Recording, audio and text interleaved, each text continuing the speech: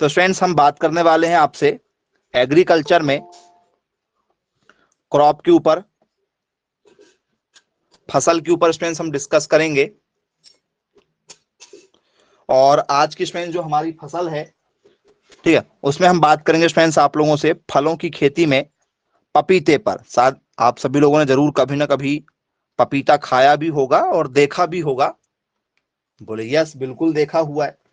तो स्टूडेंट्स सबसे पहले आप ये बताइए इसका वनस्पतिक नाम क्या होगा, क्योंकि जितने भी, ठीक है, पेड़ पौधे होते हैं इनके हम लोग क्या देखते हैं, वनस्पतिक नाम देते हैं। तो बॉटनिकल का इसका जो नेम बनेगा वो क्या होगा, botanical name of papaya. Papaya का वनस्पतिक नाम क्या होना चाहिए, कैरिका पपाया कि सारिका पपाया? तो वो सर इसका नाम होता है सारिका पपाया। क्या होता है, सारिका, कुछ लोग इसको कैरिका भी लिखते हैं, ठीक है, सारिका पपाया इस नाम से जाना जाता है। बोले यस सर, बिल्कुल ठीक, क्लियर है। अब स्टूडेंट्स पपीता कोई ना कोई कुल में तो पैदा जरूर हुआ होगा, चाहे इंसान हो, चाहे जानवर हो, चाहे पेड़ पौधे हो, वो कोई ना कोई कुल से बिलोंग करते हैं। बोले यस, बिल्कुल बिलोंग करते हैं। तो ये स्टूडेंट जो इसका नाम आया हुआ है, ये जो सारी का नाम आया हुआ है, यह स्टूडेंट इसका परिवार भी बनेगा। क्या बनेगा, सारी किएसी के नाम से बनेगा क्या, सारी किएसी इसके परिवार का नाम? बोले यस, इसी नाम में इसके परिवार का नाम भी छुपा हुआ है, सारिका, सारी किएसी। बोले जी सर, बिल्कुल ठीक है, क्लियर है।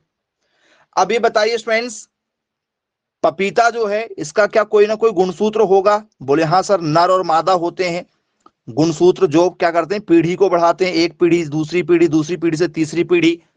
तो जो नए पौधे का निर्माण होता है, बीज का निर्माण होगा, फल बनेगा, ये सब किससे बनते, गुणसूत्रों से। इंसानों में भी गुणसूत्र होते हैं, जानवरों में भी गुणसूत्र होते हैं, तो वैसे ही, ठीक है, पपीते में भी गुणसूत्र होता है। तो 2n बराबर कितने होते हैं, नर और मादा? नर और मादा दोनों यदि हम देखेंगे तो कितने होंगे नर और मादा की संख्या? तो फ्रेंड्स 2n बराबर होता है हमारा 18। नर और मादा की यदि हमसे पेपर में संख्या पूछी जाएगी तो 2n बराबर कितना होता है, 18 होता है। बोले चलिए ठीक है भाई, क्लियर है। अब फ्रेंड्स पपीता जो है, यदि आपने देखा होगा इसका फल का प्रकार क्या होगा, पपीते के फल का प्रकार, इसके फ्रूट टाइप। पपीते का फ्रूट देखा है? बोले हाँ सर, बिल्कुल देखा है। पपीता कैसा होता है सर? पपीता कुछ इस तरीके से होता है। बोले जी सर, बिल्कुल। तो ये फल का प्रकार क्या माना जाता है जी? ऐसे पपीते का जो फल है आपका बेर हो गया है। बेर भी ऐसी होता है कि बेर भले ही छोटा है, लेकिन बेर भी ऐसी होता है कि छोटा सा बेर, बेर यदि आपने खाया हो तो बेर भले ही छोटा हो, चाहे बड़ा कोई फल हो, लेकिन है तो वैसे ही देखने में, और खाते अंदर वाला गूदा ही है। बेर का भी अंदर वाला गूदा ही खाया जाता है, इसका भी गूदा ही खाया जाता है। काम का जो पार्ट है वो तो अंदर ही वाला है दोनों में, और दोनों जो है, ये छोटे साइज का, ये बड़े साइज का है, तो वैसे ही देखने में। ऐसा तो नहीं कि पपीता ऐसा गोल होता है। कभी गोल होता है क्या पपीता? बोले सर नहीं, गोल तो नहीं होता है। ऐसे बेर के जैसी थोड़ा सा लंबा सा होता है, कैप्सूल टाइप का थोड़ा सा। तो फ्रेंड्स इसे कहा जाता है बेरी। क्या कहा जाता है? ऐसे जितने भी आप लोगों को फल मिलेंगे, इन सब फल को क्या कहते हैं, बेरी के नाम से जानते हैं। या बेरी नहीं मिलेगा तो आप एक और नाम जान सकते, सरस। बेरी का ही एक और नाम बनता है सरस, तो इसको बेरी या सरस के नाम से जाना जाता है। यदि आपसे पेपर में दिया जाए तो आप लोगों को बनना चाहिए। बोले यस। अब स्टूडेंट्स पहली बार पूरे विश्व में पपीता सबसे पहले कहां देखा गया, मतलब इसका उत्पत्ति स्थान, सबसे पुराने पपीते के बीज कहां देखने को मिले होंगे? जैसे आपने देखा ना कि भैया यहां जैसे हड़प्पा सभ्यता है, कहीं पर लोग बसे होंगे वहां पपीते रहे होंगे, लेकिन भूकंप आया, आंधी तूफान आया, बाढ़ वगैरह आ गई, तो वहां के लोग सारे मर जाते हैं किसी ना किसी कारण से, आपदा के कारण से।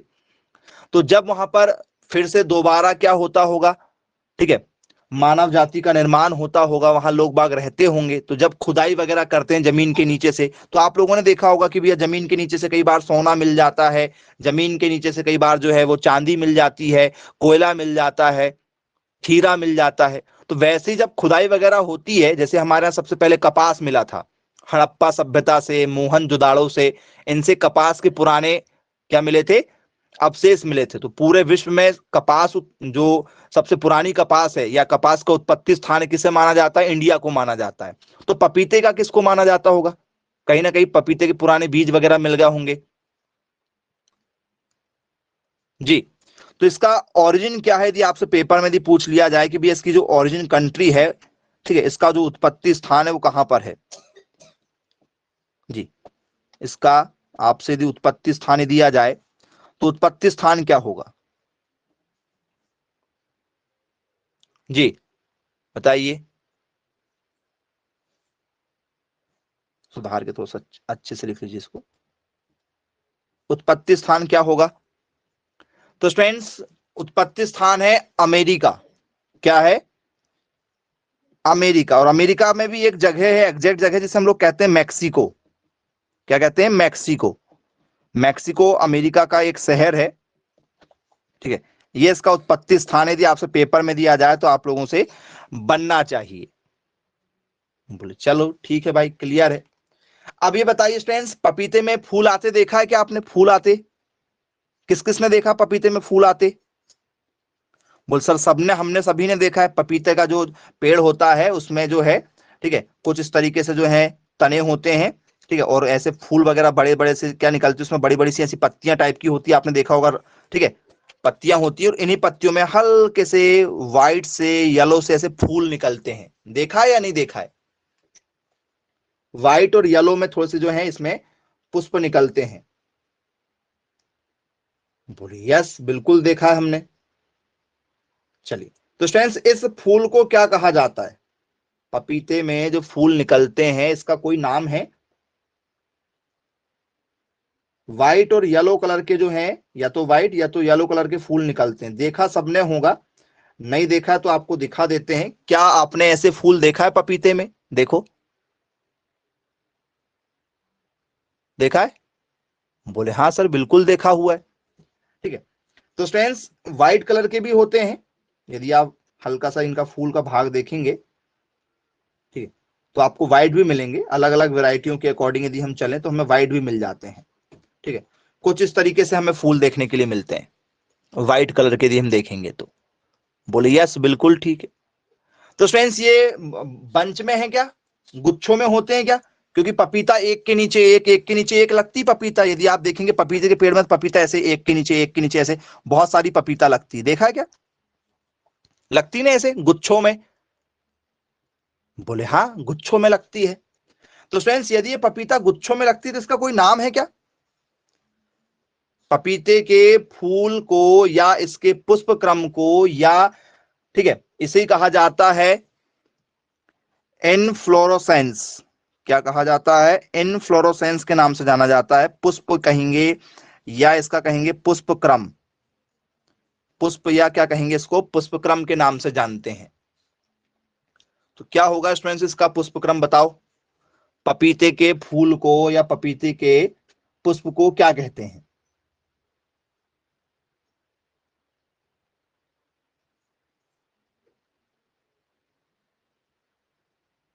इसे कहा जाता है बच्चों साइमोस। क्या कहा जाता है, साइमोस कहा जाता है जी। जो पुष्पक्रम आपको दिखाए थे उसे क्या कहते हैं, साइमोस कहा जाता है। चलो, अब जितने भी आपको अभी हमने क्वेश्चन बताए हैं, ये सारे क्वेश्चन कैसे बनते हैं, इनफ्लोरोसेंस मतलब papaya inflorescence known as, papaya के पुष्पक्रम को क्या कहते हैं, साइमोस कहेंगे, ठीक है, ऐसे क्वेश्चन बनेंगे आपसे। चलो एक और क्वेश्चन आपको क्वेश्चन वाइज में दे रहे हैं, दूसरा पार्ट ऐसा जाए, ठीक है, edible, edible part of papaya, ठीक है, क्या है? पपीता का खाने योग्य भाग है। पपीता का खाने योग्य भाग है। पपीते का कौन सा वाला भाग आप खाते हो? क्या स्टूडेंट्स आप इसका जो है, ठीक है, एंडोकार्प खाते हो, या स्टूडेंट्स इसका जो आप है मीसोकार्प खाते हो, या आप स्टूडेंट्स इसका जो है एक्सोकार्प खाते हो, या स्टूडेंट्स ऑल ऑफ दीज, ये सभी कौन सा वाला भाग खाना पसंद करते हो? हिंदी नाम आपको नहीं मिलेगा, ठीक है। एंडोकार्प खाते हो, ठीक है, आप मीसोकार्प खाते हो, या आप जो है एक्सोकार्प खाते हो? जी,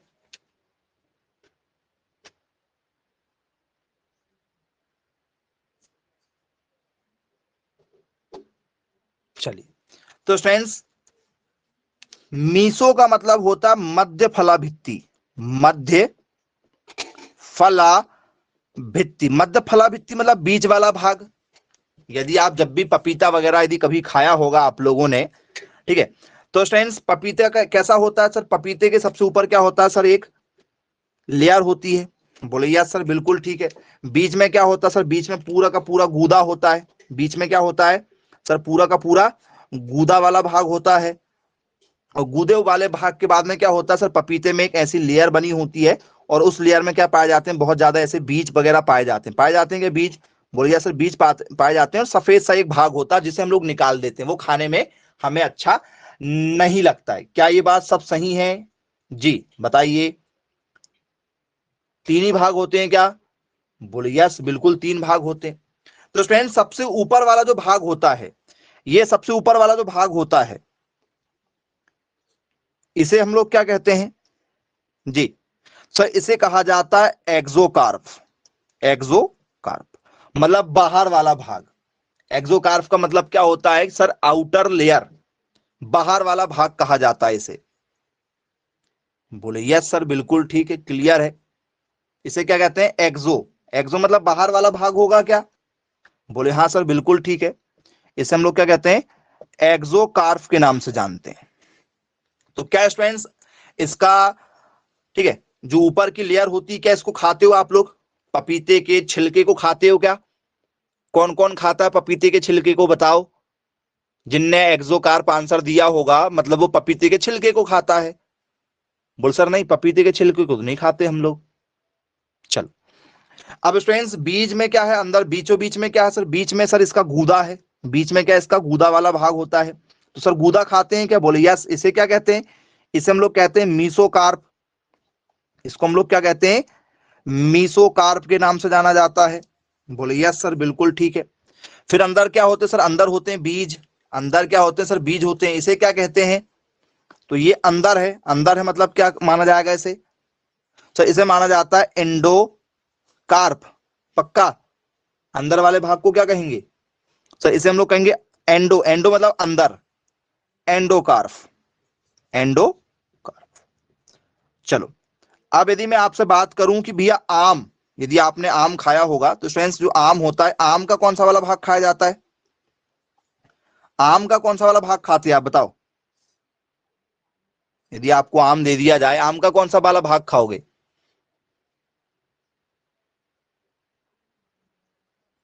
पपीता, आम का छिलका खाते हो? बोल सर, पपीता आम का छिलका नहीं खाते। आम की गुठली खाते हो? बीच में गुठली होती है, गुठली मतलब एंडोकार्प। खाते हो गुठली? बोल सर नहीं।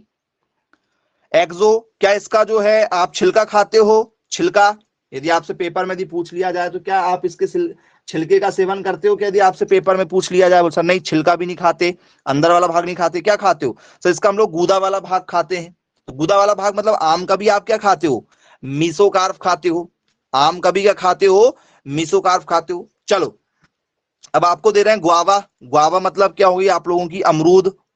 अमरूद हो गई, जिसे हम लोग बोलते हैं जाम फल, या ऐसे हम लोग बोलते हैं अमरूद, या ऐसे हम लोग बोलते हैं गुआवा। चलो, बताओ फ्रेंड्स, आपके घरों के आसपास में कहीं ना कहीं आप लोगों को गुआवा खाने को मिल ही जाता है। तो जो आपकी जाम फल है या अमरूद है, क्या इसे आप पूरा खा जाते हो, इसके बीज भी खा जाते हो, इसका छिलका भी खा जाते हो, इसका गूदा भी, तीनों चीज खा जाते हो क्या? बोले हाँ सर, इसके तीनों चीजें खा जाते हैं हम लोग तो जब तीनों चीजें खा जाएंगे तो एक ऑप्शन आपको मिलेगा exocarp, endocarp, mesocarp, all of these. तो क्या लगा के आओगे? क्या ऑल ऑफ दीज लगा के आओगे? बोले हाँ सर, ऑल ऑफ दीज लगाना पड़ेगा, ये सभी, क्योंकि तीनों चीजें खाते हैं हम लोग, अमरूद की तीनों चीजें खा जाते हैं। बोले हाँ सर, बिल्कुल ठीक, क्लियर है। तो फ्रेंड, जब ये तीनों चीजों को खाया जाता है तो इन तीनों चीजों के लिए एक नया नाम और मिलता है। ऑल ऑफ दीज तो लगा ही देंगे, यदि हमें ऑल ऑफ दीज नहीं मिला तो इन तीनों का एक और नाम है जिसे कहा जाता है पेरिकार्प। क्या कहा जाता है? इसे कहा जाता है पेरिकार्प। पेरिकार्प का मतलब जिसके अंदर मीसोकार्प भी आ जाए, एक्सोकार्प भी आ जाए और इंडोकार्प भी आ जाए, तो उसका नाम होता है पेरिकार्प।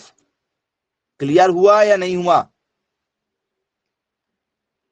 तीनों के लिए एक नया नाम यदि आपसे पेपर में आ गया, ठीक है, तो पहचान करने में दिक्कत आप लोगों को नहीं होनी चाहिए। एक्सोकार्प का मतलब होता है स्किन वाला भाग, स्किन मतलब त्वचा, स्किन मतलब त्वचा या छिलका, त्वचा या छिलका जिसे हम लोग कहते हैं। बोले यस सर, बिल्कुल ठीक है। मीसोकार्प मतलब क्या होता है सर? मीसोकार्प का मतलब होता है पल्व। पल्व मतलब कौन सा वाला भाग सर? गूदा, जिसका हम लोग गूदा वगैरह खाते हैं। बोले यस सर, बिल्कुल ठीक, क्लियर है। और इसके बाद में एंडोकार्प का मतलब क्या होता है? एंडोकार्प का मतलब होता है पित्त। पित्त मतलब होता है मज्जा। पित्त मतलब क्या होता है? मज्जा। मज्जा मतलब अंदर का जो भाग होता है, बीज वाला, बीज वाला जो भाग होता है उसे हम लोग कहते हैं पित्त। चलो, यदि स्टूडेंट्स आप लोगों से, ठीक है, पेपर में यदि आ जाए कि भैया जो बेर होती, बेर, जो बेर होती, बेर आपने सभी ने खाया होगा। बोले यस, बिल्कुल खाया। बेर का कौन सा वाला भाग खाना पसंद करते हो आप? बेर के कौन से वाले भाग खाना पसंद करते हो आप? बोल सर, यदि हमने बेर देखा है, ठीक है, तो बेर ऐसी होगी आप लोगों की, बेर के अंदर गुठली होती है। सर गुठली खाते नहीं है, गुठली नहीं खाते मतलब एंडोकार्प नहीं खाते हैं। क्या नहीं खाते हो? एंडोकार्प नहीं खाते हो। तो क्या खाते हो सर? उसका छिलका खा लेते हैं और गूदा खा लेते हैं। छिलका खा लेंगे, गूदा खा लेंगे। एक्सोकार्प और मीसोकार्प दोनों खा लेते हैं। पेपर में दिया जाएगा mesocarp, exocarp, option A and B. तो ऑप्शन ए एंड बी दोनों खा लेते हैं। तो किस फल का कौन सा वाला भाग आप लोग खाते हो, क्या ये आप अब पहचान कर पाएंगे? इस पहचान में कोई प्रॉब्लम तो नहीं जाएगी? चलिए, नहीं जाएगी। यदि हमें पपीते की खेती करना है तो मिट्टी का पीएच मान क्या होना चाहिए? What is the soil pH value for growing papaya? पपीते की ग्रोइंग करने के लिए, पपीते को उगाने के लिए, सोइंग करने के लिए पीएच मान क्या होना चाहिए? पीएच मान का मतलब होता है पावर ऑफ हाइड्रोजन, उसमें अम्लीयता, क्षारीयता कितनी होनी चाहिए जी? तो स्टूडेंट्स बताइए।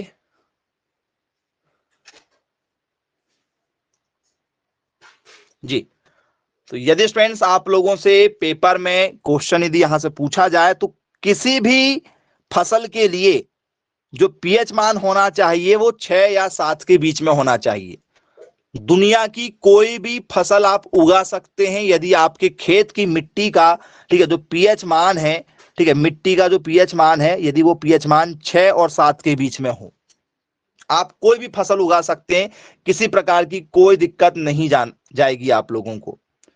बोले यस सर, बिल्कुल ठीक है, बन जाएगा। अब ये बताइए स्टूडेंट्स, क्या जाए कि भैया पपीता पीली होती है क्या? पीली, यदि आपने पपीता खाना है तो क्या ये पपीता आपको मार्केट में केवल येलो कलर की मिलेगी क्या? बोले हाँ सर, पपीता पकने के बाद में येलो ही रहती है, ग्रीन कलर की होती नहीं। ग्रीन तो जब कच्ची होती है उस समय होती है, और कच्चे का मतलब क्या है?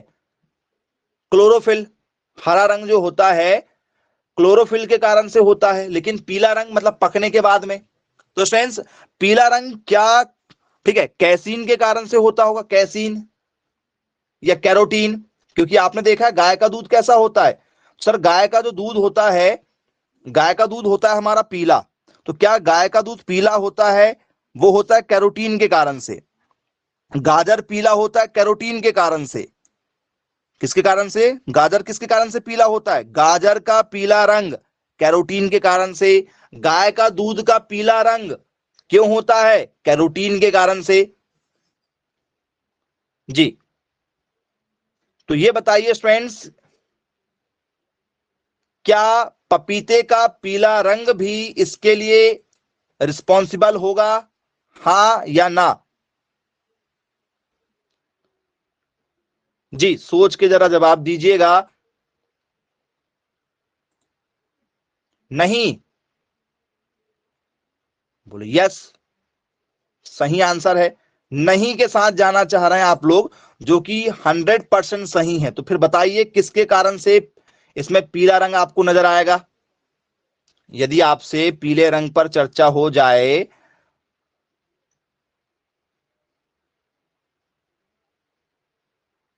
पपीते का पीला रंग कैरोटीन के कारण से नहीं होता है, तो वो कौन सा तत्व है जिसके कारण से पपीता पीले रंग की होती है?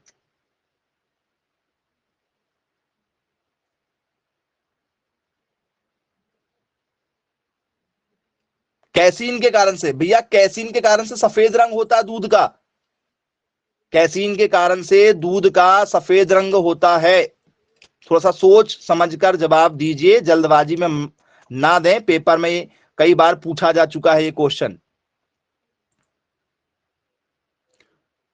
चलिए, तो यदि स्टूडेंट्स आप लोगों को यहां से क्वेश्चन दिया जाए तो ये है स्टूडेंट्स हमारा, ठीक है क्या, कैरिका जेंथिन। नाम सुना है क्या आप लोगों ने? कैरिका जेंथिन का। बोले यस सर, बिल्कुल सुना हुआ है कैरिका जेंथिन। तो पपीते का जो पीला रंग होता है, पपीते का पीला रंग कैरिका जेंथिन नामक तत्व के कारण से होता है। बोले ठीक है भाई, बन जाएगा पेपर में यदि पूछ लिया जाए आप लोगों से तो।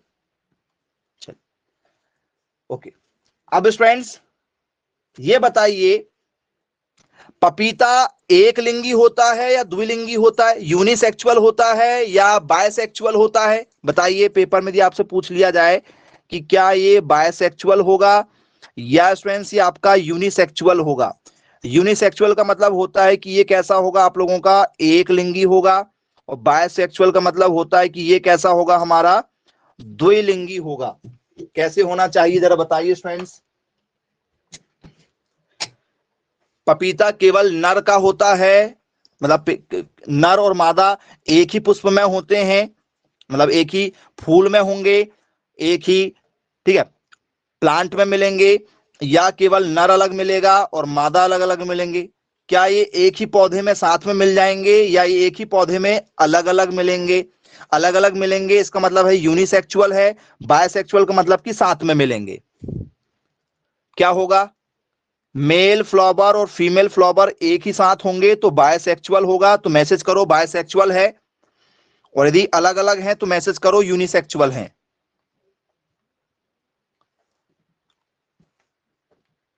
कैसा होगा, मैसेज करके जरा बताइए।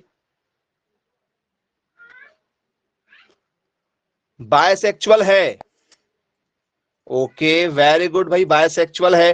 तो स्टूडेंट्स आप लोगों ने देखा होगा कि जब भी किसान क्या करते हैं, पपीते को लगाते हैं, तो स्टूडेंट्स ऐसे पपीते को लगा देते हैं खेतों में।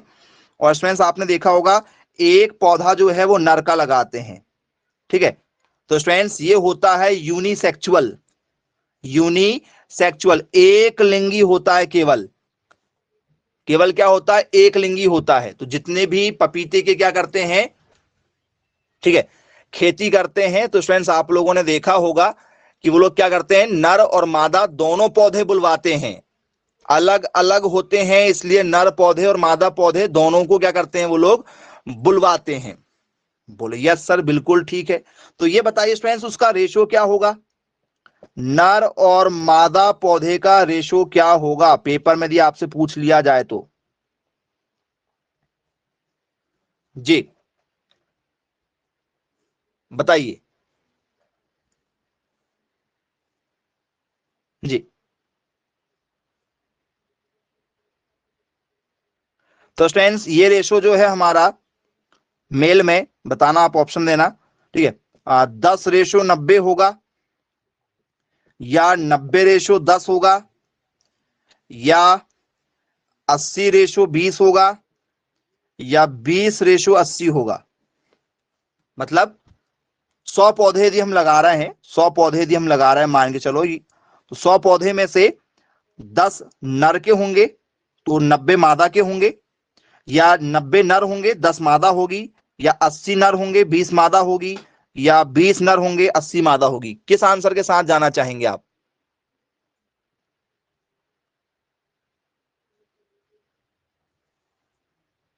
जी, पहले अच्छे से आप सोच लीजिए।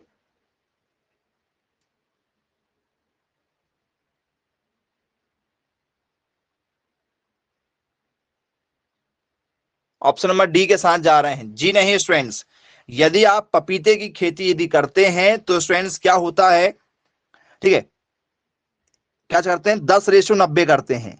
मतलब यदि आप 100 पौधे लगा रहे हो तो 90 पौधे पपीते के मादा वाले खरीद के लाना पड़ेगा, और 10 पौधे जो है वो नर वाले खरीद के लाना पड़ेगा। यदि आपने केवल एक ही पौधे लेकर आ गए, नर नर लेकर आ गए, एक भी फूल नहीं लगने वाला है, एक भी फल नहीं लगने वाला आप लोगों के खेतों में।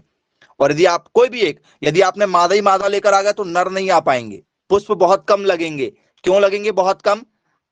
तो स्टूडेंट जैसे आपने 90 पौधे लगाई दिए, या 100 ही पौधे आपने पूरे के पूरे किसके लगा दिए, 100 के 100 पूरे मादा के लगा दिए, फीमेल के लगा दिए।